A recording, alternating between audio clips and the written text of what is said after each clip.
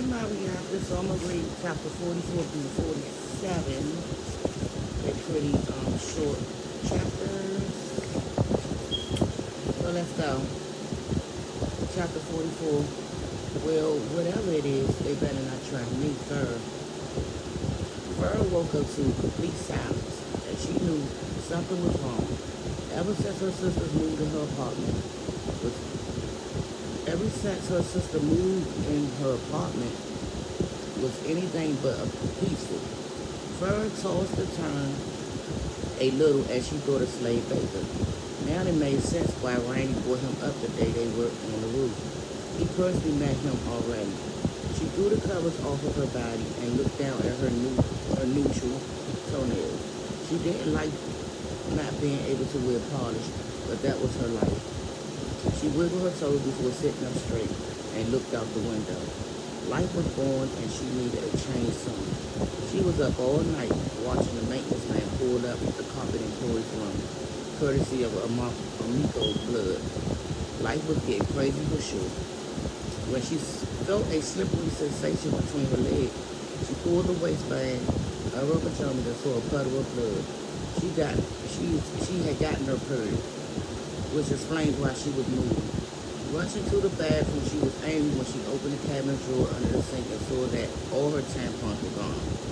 Lisa was always screaming about them not going into her room, yet she come in hers and freely take her tampons without asking.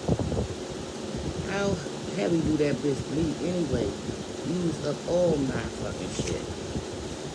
First, stepped into the cold tub, turned the faucet on instead of the shower head and squatted.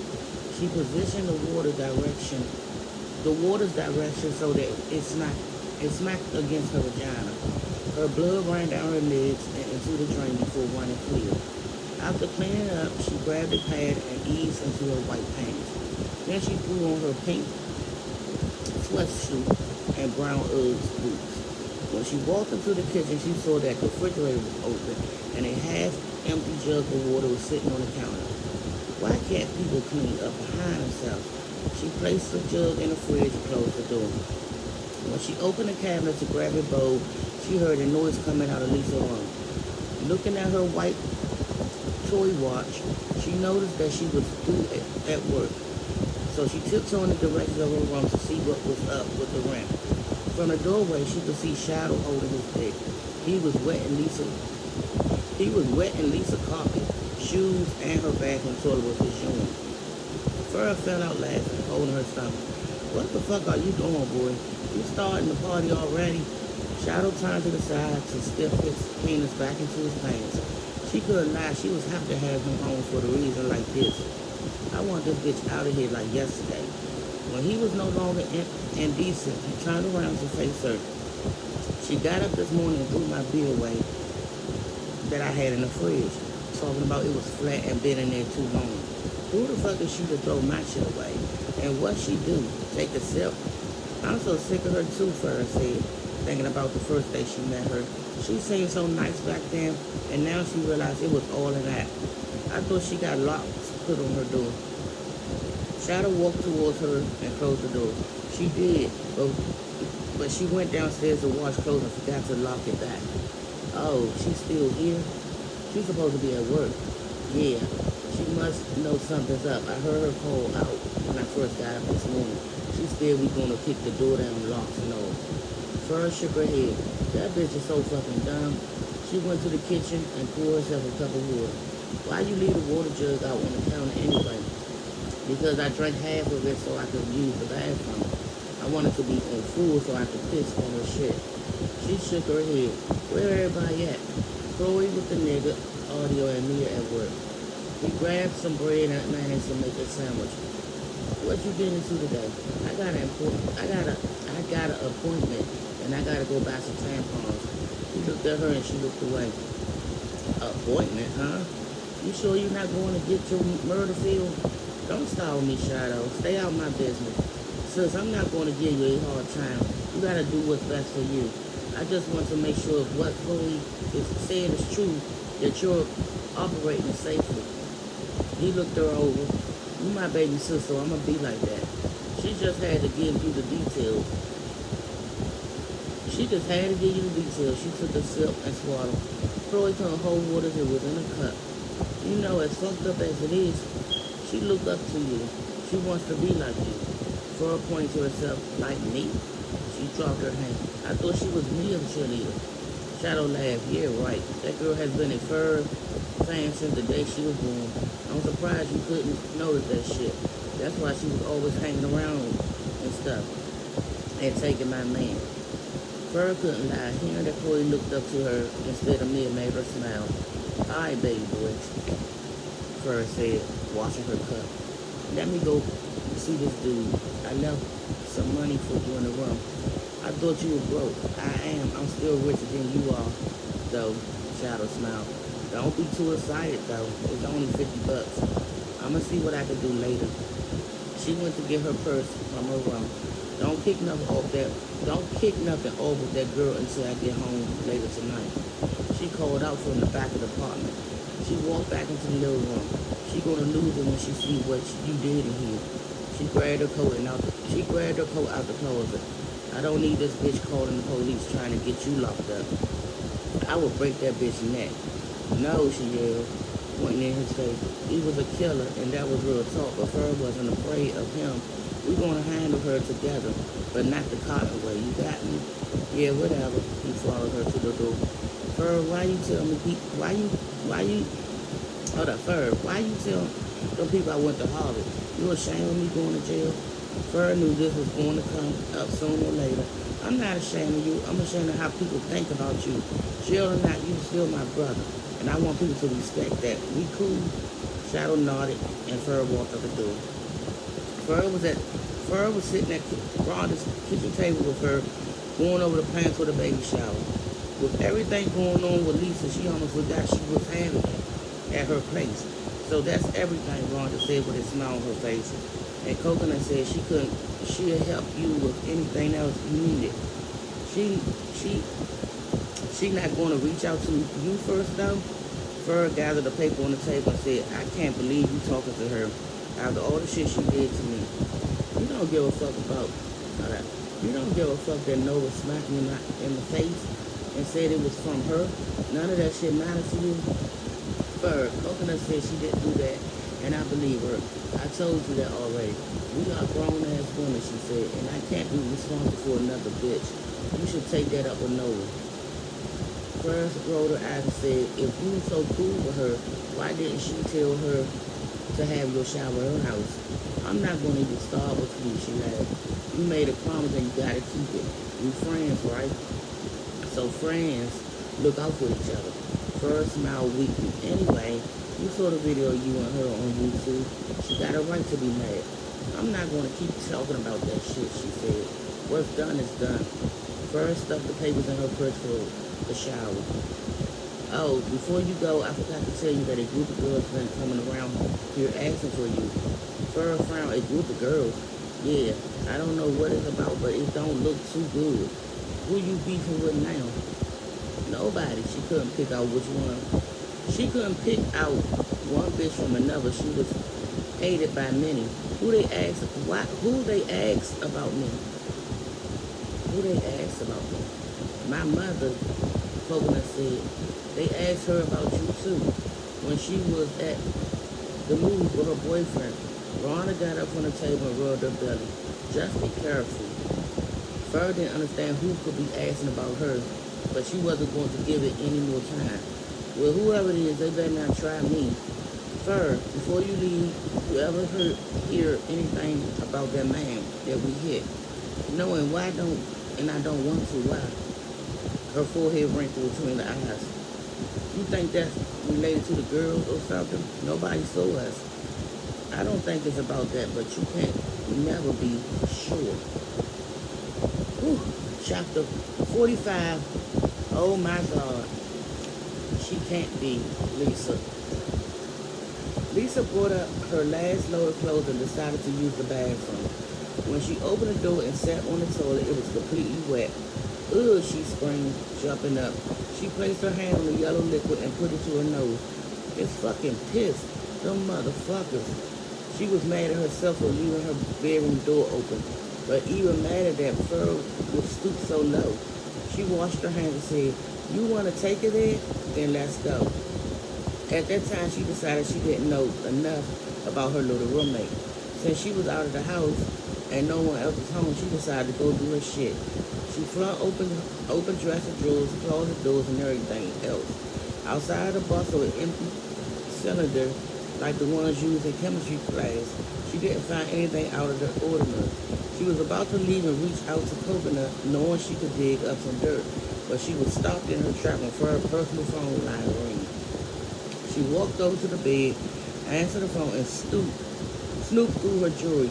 "Hello," she said, rustling around her jewelry box. "Who is this?" "Is this Fur?" she heard a white man ask. His voice intruded her. So she sat on the edge of the bed and thought of her voice. To her, she sounded breathy. So she did her best to imitate her. "Yes, this is Fur. Who is this?" "Where have you been?" He sounded worried. "I've been calling you nonstop, especially after Elise called me and told me what you were doing." "Did Chloe tell you I called?" Fur, you shouldn't be out there dealing with this illness on your own," he interrupted. "You really do need to be under a doctor's care. And there's nobody more concerned about you and your family than me. Now, and I know things didn't work out in the past, but I had some new medicines that I'm sure you would do the trick." "I'm going to relax." She looked at the call ID on the phone and saw Dr. Martin's name. "Dr. Martin, a whole lot. That's why I haven't been able to see you. I'm doing better, though, really. But first, you're going to get worse if you don't let me care for you. I know this illness is rare, but I'm one of the top doctors in this field." Lisa didn't know Fur was that sick, and she certainly didn't know it was so serious. She remembered the day she fell out in the gym, but thought it was an isolated event. "Well, if you can help me, how come it hasn't worked?" "Because porphyria is uncommon, and it impacts people in different ways. Some can't be in the sun like you or be around fumes like you also. The things that make sure disease so unique is that it seems to be triggered by stressful events. If we can get your stress under control, we can get the disease under control." Porphyria. Listen, Fur, please tell me about what you were doing, what you're drinking. Please don't be mad at her. She really concerned about your health. But I must tell you that you're going about this the wrong way. The way you're treating yourself is an urban legend. It's not real. It can go horribly wrong. If you continue, you can get all kinds of diseases like HIV or hepatitis. Lisa was curious about what he knew. "Dr. Martin, what did Elise tell you I was doing?" "To self-medicate myself." Silence. Dr. Martin, she was getting anxious. It seemed like he had something juicy to say, yet he was holding back. "What did Elise tell you?" "This isn't Fur, is it? You calling your grandmother Elise. Why would you do that?" Silence again. "I already said enough," he said. "I have to go now. Please give her my message." She was hung up the phone and her curiosity was killing her. Dr. Martin did more snitching than Rachel Evans. She needed to know what illness Fur had that would cause her doctor to worry so much. So she went to her room, pulled up a chair at her desk, and got on the computer. Then she typed porphyria, and the information about the fungus appeared. She read through a couple of articles, but nothing seemed interesting. So she typed the words porphyria. Finally, looking at the Google header, she said she saw. Did she mean porphyria? I can't pronounce that word, y'all. She selected the link, still not getting what she wanted. She combined the words urban legends with porphyria. The first word she saw caused her heart to drop. Vampire. Oh my God, she can't see. So let's do, I got 2 more chapters out. Chapter 46. Don't worry, girl, I made plenty Fur. Fur had a few things up her sleeves as she walked around the house in her red Victoria's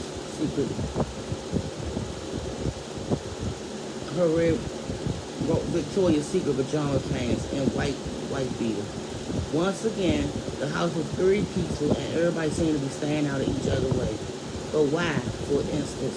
Lisa was sitting on the couch with Courtney and Lady, and and they barely looked at her. What the fuck are you bitches up to? I know something's up. Fur was washing chicken breast in the sink when Chloe came out of the bedroom. Audio was still inside the room watching TV. Came up for air, Fur asked.